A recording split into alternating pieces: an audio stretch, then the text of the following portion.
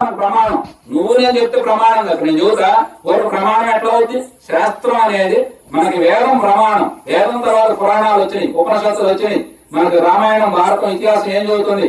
భారతం చదువుతుంది. భారతంలో వ్యాసమహర్షి భీష్ముడి చేత చెప్పిస్తాడు గురువు అంటే ఎట్లా ఉండాలో, బ్రాహ్మణుడు అంటే ఎట్లా ఉండాలో. అసలు ఆ నీతులన్నీ చదువుతా ఉంటే కొన్ని చోట్ల ఒళ్ళు గబ్బురు పుడుతూ ఉంటున్నారు, కొన్ని చోట్ల ఒళ్ళు పులకరించిపోతుంటా. ఎంత గొప్ప నీతులు, ఎంత గొప్ప నీతులు. గురువు ఎలా ఉండాలి? గురువు గురించి చెప్తా. గురువు గురించి మనకి శునకం అంటే కుక్క బజార్లో తింటుంది కడుపు పట్టకుండా. తిన్న తర్వాత అది ఏం చేస్తుంది? దానికి ఎక్కువైన తర్వాత కక్కి మళ్ళీ తింటది.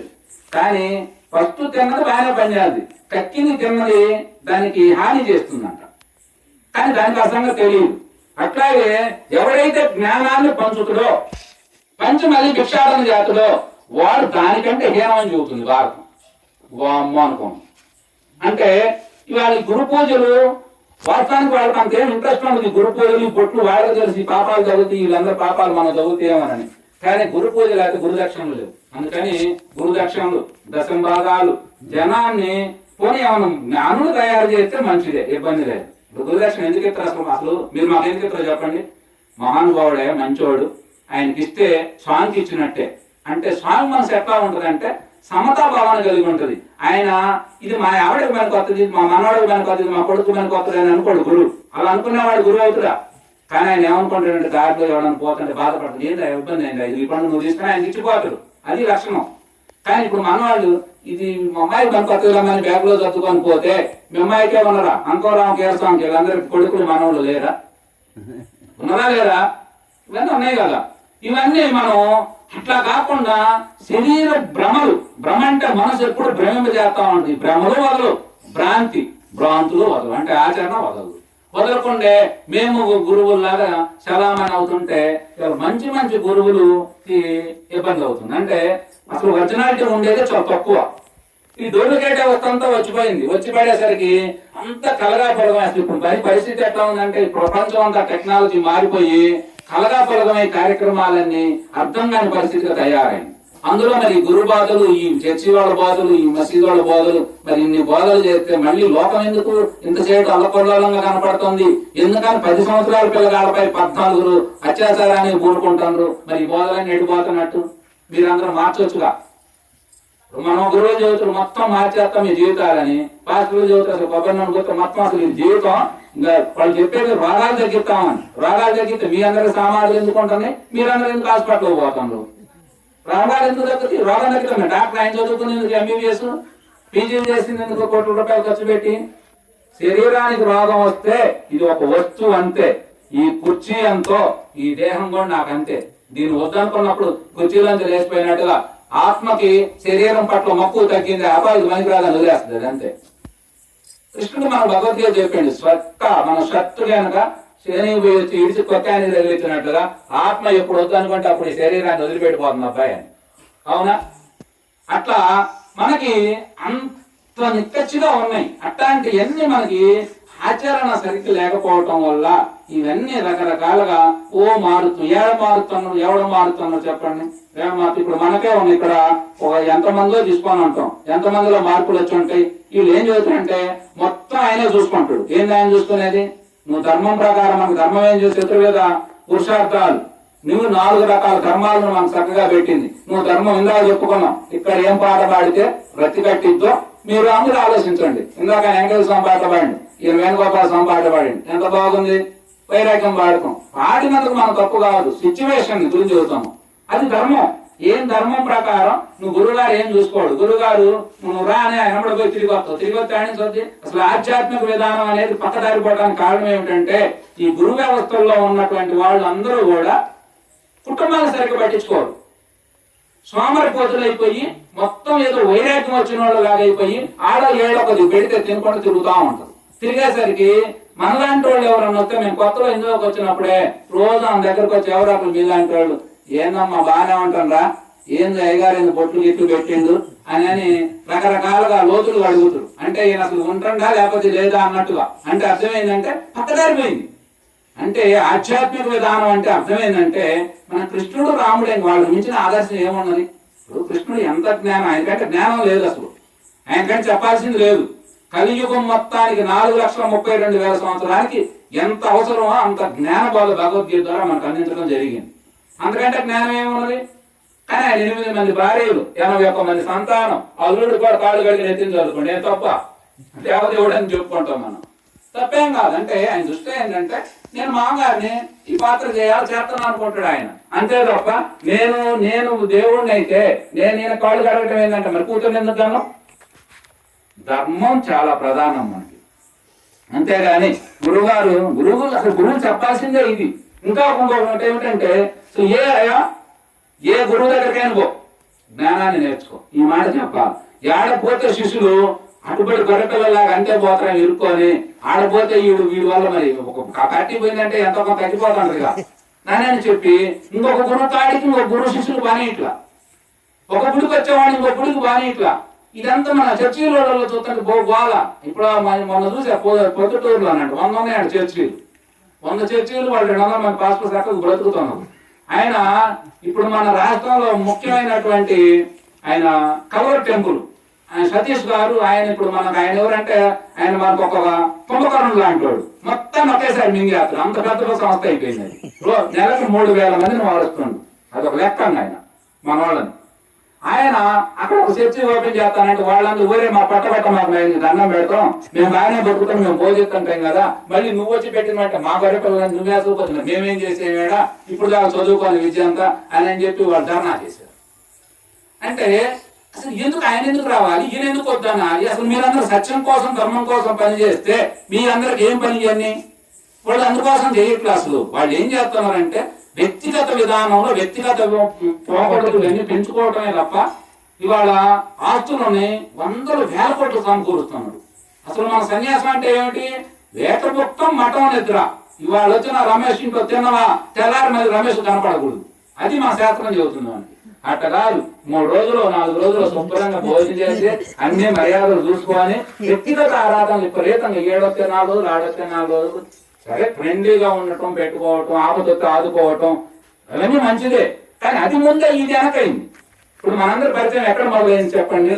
నేనేదో చెబుదామని తపనతో మీరు వస్తే మీరు ఆదరించి కూర్చోబెట్టి ఎంతో శ్రద్ధ చేయని రామాలయంలో ఎంతో ప్రాణం పెట్టారు. అసలు ఇప్పటికీ నాకు ఆ యొక్క ప్రవచనం హృదయంలో నాకు మెదులుతా ఉంది.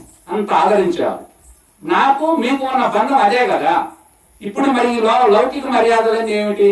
మంచిదే ఉండాలి, కానీ ఈ ముందైని ఈ జ్ఞానం వెనకైంది. మనం దానికి విలువ ఇవ్వాలి, జ్ఞానానికి విలువ ఇవ్వాలి. ఎవరు గొప్పగా చెప్పగలిగి మన మనసును రంజింపజేయగలుగుతుందో, మన జీవితాల్లో హృదయాల్లో నాటగలుగుతుందో దానికి మనం ప్రాధాన్యత ఇచ్చి మనం ఆ వైపు ఇవేంటంటే కాలక్షేపం కోసం ఏదో నవ్వుకొని కాసేపు పొయ్యేవి కాదు. పిచ్చుకుంటూ వాళ్ళ కథలు ఉంటాయి, వాళ్ళు చెప్తా ఉంటారు మనకి బాగా 1-2 గంటలు. మధ్యలో నేను చిన్నప్పుడు వినేవాడు అసలు కథ కంటే పిట్ట కథ చెప్పేవాడు. ఏదో పప్పు వేసింది కట్ట దిగిపోయిందని బాగా చెప్పేవాడు కామెడీగా. అవి చిన్నపిల్లలు అప్పుడు భలే ఆనందంగా నవ్వుకునేవాళ్ళు. అట్లాగే మరి పిట్ట కథలు కాదు. సత్సంగం అంటే సరైన విధానంలో అయితే మరో భగవద్గీత శ్రీకృష్ణుని బోధలాగా మనం భావించవచ్చు. ఇవన్నీ కూడా ఆచరించి చెప్పాలి. ఈ లోకంలో కారణం ఏమిటంటే ప్రచారం పెరిగింది కానీ అనుష్ఠానం తగ్గింది. ప్రచారమే అనుష్ఠానంలాగా మారింది.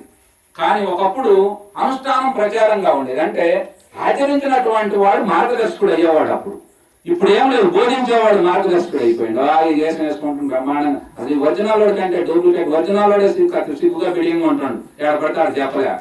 డూప్లికేటెడ్ బ్రహ్మాండం సేవమని అవుతుంది.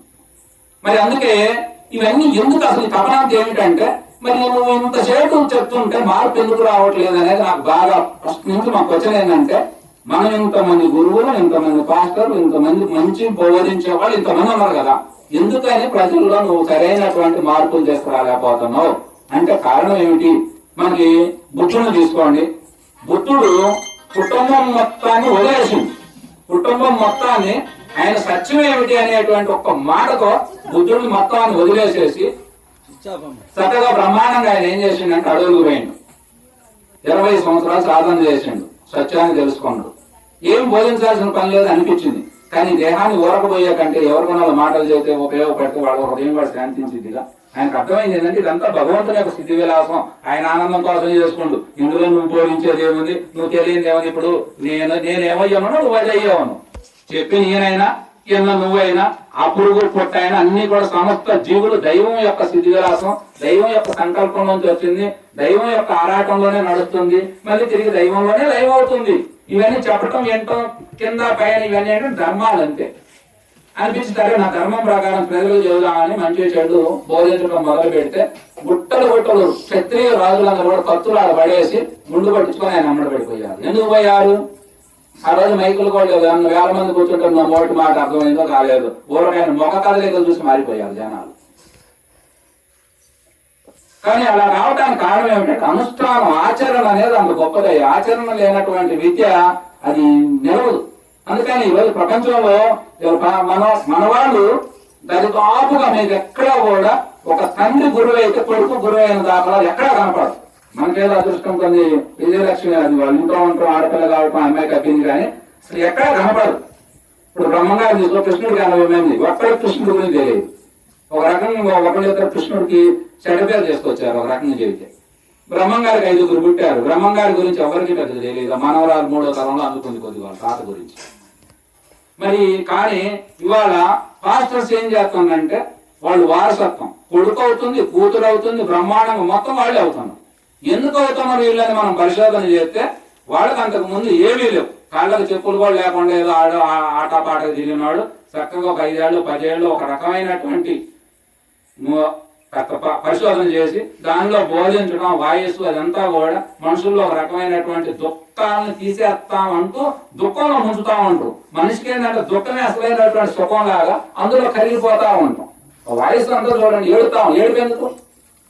ఇప్పుడు మనకు ప్రధాన దేవతలు మీరు ఎవరైనా రాముడి కీర్తనలు తీసుకోండి, కృష్ణుడికి తీసుకోండి, శివుడికి తీసుకో, విష్ణుమూర్తికి తీసుకోండి, కీర్తనలో ఏడుపు ఎక్కడా ఉండదు. ఏడుపును పోగొట్టి హృదయం వికసిస్తా ఉంటుంది. ఇప్పుడు మన తిరుతమ్మ వారు నీలంపాట అమ్మవారిని పెట్టుకున్నారు అనుకోండి, ఏడుతా ఉంటాం. ఎందుకు ఏడవాలి? వాళ్ళు ఈ బాధను తీసేయలేరు. బ్రహ్మంగారు చెప్పిన మాట నేను చెప్పే శిలరమా రాళ్ళ మొక్కబాగా అంటారమ్మయ్యా, ప్రధాన దేవతలు మనకున్నారు, వాళ్ళని ఆరాధించండి, వాళ్ళ వల్ల మనం పొందగలుగుతాం. ఎందుకంటే నువ్వు ఎంపిక చేసుకున్నది అయ్యా, నేను మీ ఊర్లో 4 ఎంపిక చేసుకున్నా, మీ అందరికీ నేను నాయకుడుగా ఉంటా. అట్లా తిక్కులను తయారు చేసుకుని తిక్కులకే నాయకుడు అవుతుడు, మంచివాళ్ళు తయారు చేసుకుని మంచివాళ్ళకి నాయకుడు అవుతుడు. అట్లా మంచి వ్యక్తులతో పరిచయం అయింది అనుకోండి, ఆ వ్యక్తుల ప్రభావం, ఆ వ్యక్తుల యొక్క అవసరాలు ఇవన్నీ మనకి సమకూరుతాయి. అట్లా నువ్వు మంచి వ్యక్తులను మనం తయారు చేసుకోవాలి, మంచి వ్యక్తులను ఎంపిక చేసుకోవాలి. ఆ విధానంలో మనం ఎంపిక చేసుకున్నట్టే మనం అవుతాం. అందుకని ఈ లోకంలో అట్లా జరుగుతూ ఉన్నది. అందుకని వాళ్ళు ఏం చేస్తారంటే వాళ్ళ కుటుంబమే మొత్తం వాళ్ళ పరంపరగా మొత్తం వాళ్ళ తాత, కొడుకు, మనవడు 5-6 తరాలు ఉన్నాయి. ఇప్పుడు మనం చాలా మందిని పరిశోధన చేయాలి. ఎందుకైతుందంటే లగ్జరీ జీవితం, 100,000 కోట్ల ఆస్తులు సమకూరుతాయి, వాళ్ళ పేర్ల మీదే ఉంటాయి. ట్రస్టులు కూడా ఉండవు వాళ్ళకి సంక్రమంగా, మొత్తం వాళ్ళ పేరు మీదే ఉంటాయి. వాళ్ళు హాయిగా విమానాల్లో తిరుగుతుంటారు. లగ్జరీ అంటే శరీర భావనే శరీరమే కానీ ఆత్మజ్ఞానం, దైవ జ్ఞానం అనేది 0, 0. అసలు మాట్లాడే పనే లేదు. నీకు ఆ భావన ఉన్నటువంటి వాడు వేమన్నం తీసుకోండి, ఆయన మహాభోగి, బాగా అనుభవించిండు, కానీ ఉన్నట్టు ఫలంగా ఆయనకి వైరాగ్యం వచ్చింది. ఒంటి మీద గొడవైన కొట్టిపోయింది అన్నాడు, అది వైరాగ్యం అంటే. బ్రహ్మంగారు అన్నాడు, అంత జ్ఞానం ఏ రోజు ఎవరి దగ్గరికి పోయి ఆచకత్వం ఎదుగు నేను గురువునైనా 1 రూపాయి అని అడిగినోడు కాదు. ఆయన కంసల వృత్తి చేసుకుంటూ కుటుంబాన్ని పోషిస్తూ నలుగురికి బోధ చేసిండు సంస్కృతి సాంప్రదాయాల గురించి. ఆ తర్వాత శిష్యులు పెరిగారు, అవసరాలు పెరిగినాయి, వాళ్ళ అవసరాల కోసం వాళ్ళందరూ ఏర్పాటు చేసి రకరకాలు చేశారు. తప్పేం లేదు, గురువు గురుదక్షిణలు ఇవ్వడం తప్పను. కానీ స్థాయిలు, అంతస్తులు, అవసరాలు వ్యక్తిగతంగా ఇస్తున్నావా? నేను ఒకరోజు నాయన గారికి ఇందులో సాధనలోకి వచ్చిన తర్వాత నేనంటే చాలా ఇష్టం మహానుభావుడికి. ఎందుకంటే 25 ఏళ్ల వయసులో ఆంజనేయ స్వామి గుడి కట్టిస్తే ఆయన గుడికి ఆంజనేయ స్వామి ఊరేగింపు చేయడానికి తీసుకొచ్చాను నేను. నాకు ఆయన నమస్కారం పెట్టడం కూడా తెలియదు వాస్తవానికి. అప్పుడు నేను ఏదో 9 ఏళ్ళలో ఉంటే ఆంజనేయ స్వామి గుడి దగ్గర పోయి నాయన సంగతి అంటే ఏమో తెలుసుకోద్ది, వేరాపురంలో అప్పుడప్పుడు చూద్దాం కూడా ఏమో నమస్కారాలు పెడుతుంటుంది ఆయనకి. ఇట్లా ఆంజనేయ స్వామి ఊరేగింపు చేయాలని పాలంపై ఏదో బండి ఎక్కి వచ్చింది 25 ఏళ్ల క్రితం, ఇప్పుడు కాదు. వచ్చి ఊరేగింపు అవన్నీ చూసి చిన్న వయసులోనే మొత్తం నా చేతిలో చక్రం, ఆంజనేయ స్వామి గుడి శంకుస్థాపన దగ్గర నుంచి శిఖరం దాకా 3 టర్ముల్లో మొత్తం నా సంకల్పాలు, నా కృషితోనే అని నేను ఎప్పుడు వచ్చి చెప్పలేదు, ఎందుకో వచ్చి పడింది. అట్లా చేశాం, దానికి అంత గ్రామం సహకారం ఉన్నది. అది చూసి ఆయన మైమరిసిపోయి, నాకు ఆ మాట మనం అనకూడదు కానీ నేను ఆయనకు వచ్చి కాంప్లైంట్ ఇచ్చినా కూడా నేను పోపైనా మళ్ళీ మర్చిపోయాడు అతడు గురువు గారు.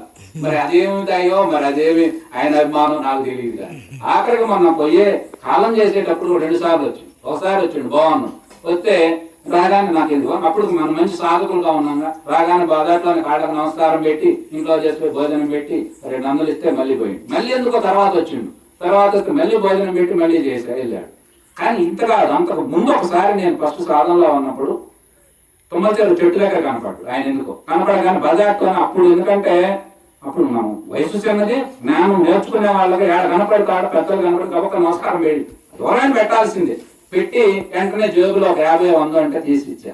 ఎందుకు అన్నాయి, నీకు ఇస్తే లోకం మొత్తానికి ఇచ్చినట్టే అన్న. నవ్వేంటి అంటే దాని అర్థం నా ఉద్దేశం అయినా ఆయన తీసుకున్న ఉద్దేశం అయినా గురువుకి డబ్బులు ఇవ్వటం అంటే వ్యక్తిగతంగా ఇవ్వటం కాదు, అది లోకానికి ఉపయోగపడిద్ది అనేటువంటి భావన. దైవానికి ఇవ్వటం అంటే ఏమిటి? దైవం అంటే ఇప్పుడు రేపు దైవం పేరు మీద మన ఊళ్ళో కార్యక్రమం చేస్తాను, దైవం తింటుందా, కానీ దైవమే అందరిలో ఉండి తినేది. కానీ దైవం అనేది అంత సామూహికంగా ఉంటది, అలా ఉంటది అని చెప్పి దైవానికి ప్రతినిధిగా గురువును పెట్టుకుంటే గురువు పాత్రలన్నీ ఇప్పుడు మన ఆవేదన ఏమిటయ్యా, అసలు ఇవన్నీ నువ్వు చెప్పాల్సింది ఏంటయ్యా అంటే ఏ పాత్రకు ఆ పాత్ర సక్రమంగా విడదీసి చెయ్యట్లేదు. గురువు అనగానే వేషం అనుకుంటున్నారు, గురువు అనగానే ఏదో పట్ట అనుకుంటున్నారు. పట్ట ఇది ఇస్తే వచ్చేది కాదు. పట్ట ఎట్లా ఇప్పుడు పాడని మైకి తమ్మ పాడిద్దా దేశానికి తాగిపాడి మెప్పిస్తాడు. కానీ నువ్వు సాధన చేసి నేర్చుకో, ఎవడు ఏ పట్టాలతో మనం పని లేదు. నువ్వు జ్ఞానమే నువ్వు ఎక్కడికైనా చేసుకుపోద్ది, అది ఆగదు. ఎవడు తప్పేది తప్పుద్దా, తప్పు పడేది కాదు అది. అందుకని జ్ఞాన సాధన, సత్య సాధన, ఆత్మజ్ఞానం ఇవన్నీ మనం పొందాలి. ధర్మం అనే దాన్ని ముఖ్యంగా నేర్చుకోవాలి. అందులో విచక్షణ జ్ఞానం మనకు చాలా అవసరం. విచక్షణ అంటే ఏమిటి? ఏది మంచి ఏది చెడు స్పష్టంగా తెలియాలి. ఆ స్పష్టంగా తెలిసిన దాంట్లో నుంచి వివేకం అంటే జ్ఞానాన్ని మాత్రం మనం అవసరమైనటువంటి దానిని మాత్రం మంచిని మనం బయటికి తీసుకోవాలి, దాన్ని మనం ఆచరించాలి. మన ఆచరణే లోకానికి ఆదర్శం. అట్లా ఆదర్శంగా ఉన్నటువంటి మహాత్ములే మనం అందరిని చాలా రకరకాలుగా మనం చెప్పుకునేది. అట్లాంటి గురు పాత్రలన్నీ కూడా గురుతత్వం సక్రమంగా పనిచేస్తే మన భారతదేశానికి అద్భుతం పనిచేయట్లా. ఇప్పుడు పెద్ద సంస్థలు ఉన్నాయి, పెద్ద సంస్థలు వాళ్ళు 1000 కోట్లు సమకూరినా ఏదైనా పక్కన చిన్న సంస్థ ఉంటే వాడికి మరి పుస్తకాలు పాపం ప్రింటేసుకోలేకపోతుండు, వాడి కూటు జరగట్లేదు. మరి వీళ్ళ దగ్గర ఇన్ని కోట్లు ఉన్నాయి కదా అంటే ఆశ్రమం వాడు ఆశ్రమాన్ని ఆదుకోవాలా. ఇప్పుడు మన తిరుపతి దేవస్థానం ఉంది, తిరుపతి దేవస్థానం వెంకటేశ్వర స్వామి అంటే విష్ణుమూర్తి, ఆయన దగ్గర నిధులు పోకలలు ఉన్నాయి. వాళ్ళు ఏం చేస్తున్నారు అయ్యా అంటే ఈ నిధులన్నింటినీ ఆ తోటి రామాలయాలు, కృష్ణ మందిరాలు, వైష్ణవ ఆలయాలకి కొన్నాళ్ళుగా మనకి అర్చకులకి జీతాలు ఇస్తాను, ఆలయాలకు ధూపదీప నైవేద్యాలు ఖర్చిస్తాను. అలాగే శ్రీశైలం నుంచి కొన్ని యొక్క శైవ దేవాలయాలకు కొన్ని ముఖ్యమైన అక్కడక్కడ అందజేయడం జరుగుతుంది. ఇప్పుడు మన వెంకటేశ్వర స్వామి దేవాలయం ధనం ఇంకా మెండుగొండి కాదు, మనకు ఉన్నటువంటి ఇప్పుడు మత మార్పులు అని జరుగుతున్నాయి. వీటన్నిటి మీద మనం ఏం చేయాలంటే ఉన్నప్పుడు ఏదో ఒకటి ఖర్చు పెట్టాలి కదా. ఈ ఖర్చుని మనం అనేక రకమైనటువంటి రాష్ట్రం మొత్తం తిరిగి ఒక 5000 గుళ్ళు అక్కడక్కడ కాలనీల్లో నిర్మించాలని చెప్పి నిర్ణయం తీసుకున్నాం. అంటే పెద్దవాడు చిన్నవాడిని ఆదుకోవడం ధర్మం. ఇప్పుడు పెద్ద సంస్థలు, ఆధ్యాత్మిక సంస్థలు, చిన్న సంస్థలు ఎక్కడైనా ఆదుకున్నట్టుగా దాఖలాలు ఉన్నాయా? లేవు. ఒక పెద్ద గురువు గారు అంటాడు, చిన్న గురువు గారిని కూర్చోబెట్టి గురువులు భగవంతుడు గురువులు ఎందుకు చేసుకుపోతాడో తెలుసా? చెట్టున్నంతసేపు చెట్టు కింద చెట్టు ఎదగదు. అందుకనే అబ్బాయి నీ పని అయిపోయింది, నువ్వు అక్కడ ఉంటేనే కరెక్ట్. అందుకని ఈ పాత్రను తీసుకుని అక్కడ కూర్చోబెట్టరు స్వామి, ఆ పాత్ర నుంచి ఇక్కడ కూర్చోబెట్టరు. లేదా నాటం ఆయనకు తెలుసు అన్ని. అంటే తప్పని కాదు, కానీ ఆయన ఉంటే ఈయన ఎప్పుడు ఇంతే ఉంటాడు. కానీ అలా కాకుండా గుర్తించి అట్టని మళ్ళీ ఇందులో లోపాలు ఉంటాయి. ఇప్పుడు 4 రోజులు మీకు మైక్ ఇచ్చి చెప్పమన్నాను, నాకు కూడా మొత్తం తెలుసు అనే భావం వస్తుంది. దాన్ని మళ్ళీ మనం సరి చేసుకోవాల్సిన అవసరం ఉంటుంది. కానీ మనం అసలు ముందు అసలు ఎంకరేజ్ చేయాలిగా. ఇప్పుడు మనం నీలో ఒక గురువు లక్షణం ఏమిటంటే నీలో ఏం టాలెంట్ ఉందో, నువ్వు పాడగలవా, చెప్పగలవా, ఏం చేయగలవో గుర్తించి నీకు తగ్గట్టుగా దాన్ని అందించాలి. అందించటే అసలైనటువంటి గురుతత్వం. ఇట్లా నీవు దీనికి ఎంకరేజ్ చేస్తే వృద్ధి చెందుతున్నాను. అసలు ఏ రోజు మాట్లాడే పని నేనే చదువుతూ మీరేనండి, నేనే చదువుతూ మీరేనండి వింటాం. వింటే గురువు గారు ఒక రోజు లేడు. మరి ఎవరు ఈ వ్యవస్థను ఎవరు నడపాలా? ఇప్పుడు మన వ్యవస్థలన్నీ ప్రమాణం. ఇప్పుడు ఆయాశ్రమం లాంటిది మా గురువు గారు ఉన్నప్పుడు ఎవరికి దానికి ఏమి పత్రాలు ఇవ్వాల. ఎవరు పత్రాలు ఇస్తేనే ఒక ప్రాబ్లం ఉంది, ఇవ్వకపోతే ఒక ప్రాబ్లం ఉంది. సరే అసలు ముందు రేపు పోయేదానికంటే ఇవాళ పోయేవాడే దాన్ని కాపాడాల్సిన బాధ్యత ఉందిగా. అందుకని మరి దానికి ఏదైనా ఒకటి చేయాలి. అలా ఏమి చేయకుండా, ఎవరికి చెప్పకుండా, ఏమి చేయకుండా అది పెద్ద వ్యవస్థలన్నీ. ఇప్పుడు కుటుంబం లాంటిది ఏదైనా జరుగుతుందంటే కుటుంబానికి అనేక రకమైన భద్రతలు జరుగుతుంది. ఇట్లా చేసుకోండి, అట్లా చేసుకోండి, ఇది ఎటు ఉండేటట్టు లేదని. మరి అంత ప్రజల సొమ్ము అది. ప్రజల సొమ్ము నీ సొమ్ము కాదు, ప్రజల సొమ్ము మొత్తం. ప్రజల సొమ్ముని దాన్ని కాపాడాల్సిన బాధ్యత, ధర్మం నీకు ఉన్నది కదా. ఉన్నప్పుడు దాన్ని ఎట్లా చేయాలి, ఏం చేయాలి అనే దాన్ని ముందుగానే ఒక ప్రణాళిక ప్రకారం చేసుకోవాలి. అలా ఎవరు నేను ఇప్పుడు నేనే చెబుతా ఇదంతా అశాశ్వతం, ఇదంతా మాయా మట్టి అని. మరి ఆ మాయా మట్టి నాకు వర్తించదా, మీ వరకే వర్తిస్తుందా? నేను కూడా గుర్తించాలిగా. నాయన గారు ఇక్కడ మిత్రం కూర్చొని చక్కగా ప్రవచనం బ్రహ్మాండంగా చెప్పినాం. ఇవాళ నాయన గారు ఫోటోలో ఉన్నాడు, ఇవాళ మనం ఏడున్నాం. ఇంకా 4 రోజుల తర్వాత మనం కూడా ఆ ఫోటోలో ఉంటాం, ఏడుంటామో తెలియదు. ఎవరికైనా సృష్టి నియమం ఒకటే. మన దేవుళ్ళందరూ కూడా పుట్టి పెరిగి చనిపోయిన వాళ్ళు ఎవరు. కాకపోతే దానికి ఏంటంటే వాళ్ళు ఏదో అవతార పరిసమాప్తి జరిగింది, లేకపోతే కైవల్యం పొందిండు, పరంధామం పోయిండు, అవన్నీ ఏంటంటే గౌరవనీయమైనటువంటి పదాలతో మనం కీర్తిస్తాం. కానీ మొత్తం మీద అందరు శరీరాలను సాధించిన వాళ్ళేగా ఎవరైనా. అది సృష్టి నియమం, దానికి ఎవరికి అది అతీతం ఏం కాదు. అది మొత్తాన్ని సమభావనతో చూసేది సృష్టికర్త, స్థితికర్త, లయకర్త. వాళ్ళకి ఏ భేదం లేదు, సర్వ జీవుల్ని సమానంగా చూసుకుంటారు వాళ్ళు. అట్లాంటి విధానంలో గురువు ఆరాధనలు ఇవన్నీ మనకి గురువు ఆరాధన అంత ప్రాముఖ్యత ఉన్న దానిని ఎందుకు ఇంత ఈజీగా పెట్టాలిచ్చేస్తారు? అదొక చూడాలి కదా. ఇప్పుడు మనం ఒక ఐఏఎస్ చేయాలంటే మీరు సినిమాలో చూసాను, మనం రియల్గా తెలియదు. ఒక ఇంటర్వ్యూ చేయాలంటే ఎన్ని రకాల పరిశోధన చేస్తారు, ఆయన జల్లెడపడతారు. ఏ చిన్న లోపం ఉన్నా ఆయన పోస్ట్ ఇవ్వరు. కానీ మనకి ఏం లేదు, ఏమి లేకుండా ఇచ్చేస్తా ఉంటారు. ఇచ్చేస్తా ఉంటే ఏం చేస్తాం చెప్పండి? అతనికి ఏం తెలియకపోతే అంటే నీవు ఉన్నదే నువ్వు చేస్తావు. ఇప్పుడు నీకు వచ్చిన పాటే కదా. ఇందాక నాయన నాకు వచ్చేది వైరాగ్య తత్వమే అని అన్నాడు. మరి నీకు వచ్చిందే భారతం, అంతేగా.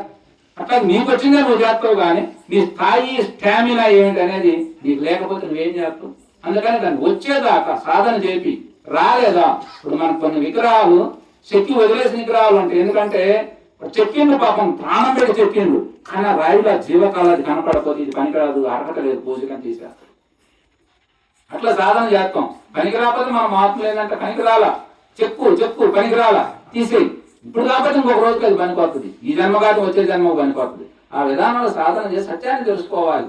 మనందరం సత్యానికి, దైవానికి సేవకులుగా, సత్యానికి దోసులుగా, ధర్మానికి నాయకత్వం వహిస్తా, జ్ఞానానికి వారసులుగా, అట్లా మన కుటుంబ ధర్మంతో పాటు సమాజమే పట్ల కూడా మనకు ప్రేమ, బాధ్యత ఇవన్నీ మనకు ఉండాలి. ఇవన్నీ ఉండేవాడే నిజమైనటువంటి భక్తుడు, నిజమైనటువంటి శిష్యుడు, నిజమైనటువంటి గురువు గారు. ఇట్లా ఇవన్నీ మనకు పెరగాలి. ఇవన్నీ పెరగలేదనుకోండి, ఊరికే గురువు గారు ఏం భయం చేసినా ఏమీ రాదు. ఎందుకంటే మన గురుగారు పోయిండు, వాళ్ళ గురుగారు పోయిండు, వాళ్ళ గురుగారు పోయిండు, అందరు గురుగారు ఏదో ఒక రోజు పోవాల్సిందే. కానీ పొయ్యేలో మన గురువుగారు గురుబాధంతా మనకి ఏం చెబుతుందంటే, నీవు బ్రతికుండగానే నువ్వు పోకడ గురించి, రాకడ గురించి తెలుసుకో. పోకడ రాకడ తెలుసుకోవడం జ్ఞానం చేసే పని. అంటే అప్పుడు ఏం తెలిసిద్ది? మన వాళ్ళు ధ్యానం అని ఈ మధ్య పిరమిడ్ వాళ్ళు దేవుళ్ళ వదిలే ధ్యానంలో పాటు. కానీ ధ్యానం అంటే ఏమిటి? జ్ఞానం రావాలి. జ్ఞానం అంటే ఏమిటి? ధ్యానం అంటే చేసేది కాదు, చూసేది. అంటే నీ చిన్నల మొత్తాన్ని సాక్షిగా ఉండి చూడటమే ధ్యానం. అది అందుకే వాళ్ళు చెబుతారు, కూర్చొని చేయొచ్చు, నిలబడి చేయొచ్చు, పడుకొని చేయొచ్చు, పని చేస్తా చేయొచ్చు. ఎట్ట చేస్తావు ధ్యానం అంటే అర్థం ఏంటంటే చేసేది కాదు, అది నువ్వన్నీ ఏం చేస్తుందో చూస్తా ఉంటావే. చూసేవాడిగా మారినవా అప్పుడు నీకు నువ్వు విడిపడిపోతావు. ఈ దేహం నీవు కానిపీదు. ఆ బయట చూసిన ఎరస్వామిని ఎట్ట చూసినవో ఈ దేహం, అందులో ఉన్న మనసు చిన్నలు కూడా దీని సెకలు భలే ఉన్నాయే, మన బయట వాళ్ళు అంటాం చూడు, సెకలు భలే ఉన్నాయని. అట్నే మన మనసును కూడా మనమే ఈయన సెకలు భలే ఉన్నాయే అని అన్నప్పుడు మన మనసు ఏం చేద్దంటే, ఇవన్నీ మనకు ధ్యానంలో తెలుస్తుంది. అసలు మన మనసు గురించి తెలియాలంటే మన మనసు ఎంత ఈర్ష్య పడుతుంది, ఎంత అసూయ పడుతుంది, ఎంత క్రోధానికి లోనవుతుంది, ఎంత స్వార్థానికి లోనవుతుంది, ఎంత త్యాగానికి ఉంటుంది. ఈ భావాలన్నీ మనం ధ్యానంలోని ఎందుకు మనకంటే, ఇప్పుడు ఏడైనా మన మనసును చూడవచ్చు. కానీ కన్ను ఒక పక్క పోతుంది, చెవు ఒక పక్క పోతుంది, ఆలోచన పైన ఒక పక్క పోతుంది, బయట వ్యక్తి పిలుస్తున్నాడు మనల్ని.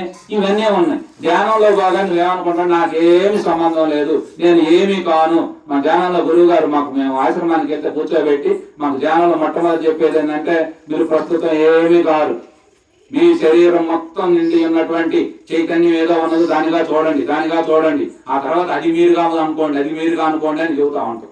అలా చెప్పేటప్పుడు ఏమవుతుంది అంటే, నీవుగా అంటే నీకు భావాలు మొత్తం సమిసిపోయి ఆత్మదర్శనం, ఎక్కువ ఆత్మదర్శనం అది అవుతా ఉంటుంది. అట్లాంటి ఆత్మదర్శనం నువ్వు చేసినప్పుడు ఏమవుతుందంటే అప్పుడు ఈ రాగద్వేషాలు, ఎర్షట్ వర్గాలు, అష్టమదాలు ఇవన్నిటి నువ్వు సాక్షిగా ఉండటం వల్ల అవి ఏమి నీవు కావాలనుకున్నప్పుడు అవి నిన్ను బాధించవు. మొట్టమొదటి జరిగేది ఏంటంటే ఇప్పుడు నేను ఫలానా ఏ రత్నం నిలవలేదు అనుకోండి, అది నిన్ను బాధించు. లేదనుకో అది నిన్ను గురి చేస్తుంది. ఇప్పుడు ఒక కోపం ఉన్నది, తన కోపమే తన శత్రువు అని చెప్పడం జరిగింది. కోపం శత్రువు ఎట్లా అవుతుంది? ఒక కోపం వస్తే ఆ భావోద్వేగం ఆపుకోలేకపోతే భార్యాభర్తలు గొడవే తీసుకోండి అబ్బా అన్నాడు, ఒక మాట అన్నాడు అనుకో, నన్ను ఇంత మాట అంటా ఇప్పుడు చనిపోతే అంటే ఇంట్లో బాధ్యత ఏదో బుడ్డో తీసుకొని తాగిద్ది. అప్పుడు ఏమైంది? ఒక్క కోపం ఒక్క మాటే. ఎన్ని జీవితాలు మనం చూస్తున్నాం, లోకంలో చూడట్లేదా? ఇవన్నీ జరుగుతాయి. అందుకని అదే కోపాన్ని అదుపు చేసుకోగలిగితే ఓర్పు ఎంత గొప్పదనుకున్నాం. సహనం, ఓర్పు అంటే మనం ఏదొచ్చినా కూడా ఓర్చుకోగలిగితే. అందుకని స్త్రీమూర్తిని ఓర్పుతో భూదేవితో పోలుస్తారు. ఓర్పు అనేది ఏదో మాట అన్నాడు, సరే అన్నయ్యలో మన 10 నిమిషాలు ఓర్చుకున్నావా బ్రహ్మాండం ఉంటుంది. సహనం అంటే ఏంటి? మనకు రావాల్సిన ఫలితాలు రావట్లా, మన ఎదురు ఇవాడు పొలం పంటలు వేసిన పిల్లలు జాబుల కోసంగా ఇంకా చూస్తామను. కానీ మనం సహనం పదాలకు అర్థాలు, నీకు అర్థాలు చదువుతున్నా.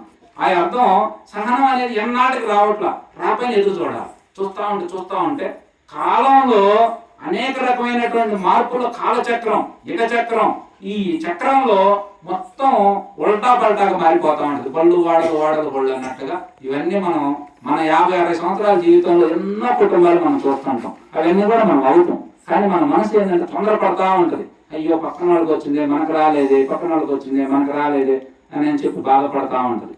ఈ బాధలన్నీ నీవుగా పడుతుంటావు. కానీ ధ్యానంలో ఏం తెలిసింది అంటే ఈ బాధలన్నీ నువ్వు చూసేవాడిగా ఉంటావు, అంటే అవి నీవు కాదు.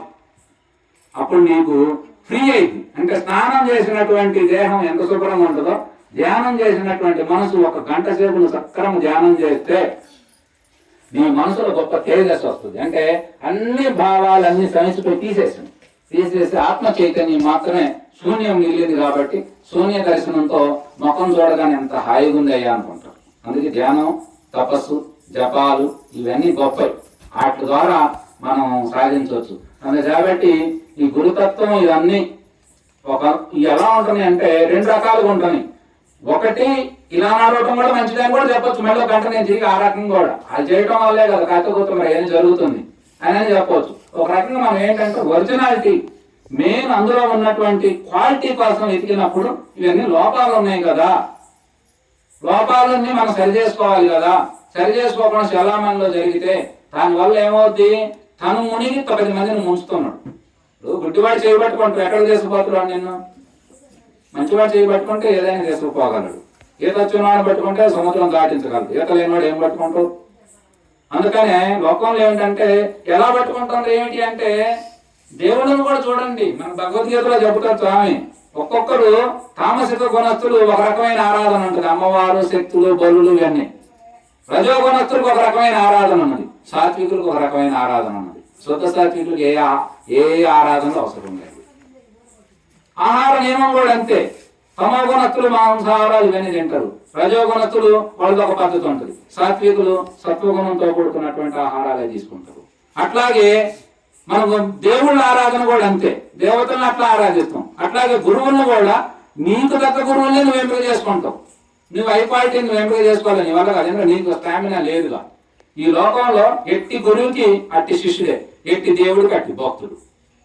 ఇక అంతే. మరి ఇది ఎట్లా తెలియట్లేదు. మరి ఆయన చెప్పినా బాగానే ఉంది, నువ్వు చెప్పినా బాగానే ఉంది, ఆమె చెప్పిన అమ్మగారు చెప్పినా బాగానే ఉంది, అందరూ చెప్తే బాగానే ఉంటుంది. కానీ సత్యం ఏమిటనేది మీరెతికితే మీకే తెలిసింది. ఇవాళ మా ప్రయాణం అంటే ఏమిటంటే సత్యం ప్రకటించాలి, సత్యాన్ని చెప్పాలి. ఇప్పుడు మన చాలా మంది గురువు సాంప్రదాయంలో గురు లక్షణాలు ఇవన్నీ ఇవ్వటం మనకు సర్వసాధారణం ఇస్తుంటారు. మనం సున్నితంగా 1 సారి 2 సార్లు వద్దులే అని చెప్తాను నేను ప్రేమగా, కాదంటే సరి తీసుకుంటాం. ఎందుకంటే 1 సారి 2 అన్నారు, 3వ సారి లేదు దానికి ఆప్షన్ 2 బాధ పెట్టకూడదు.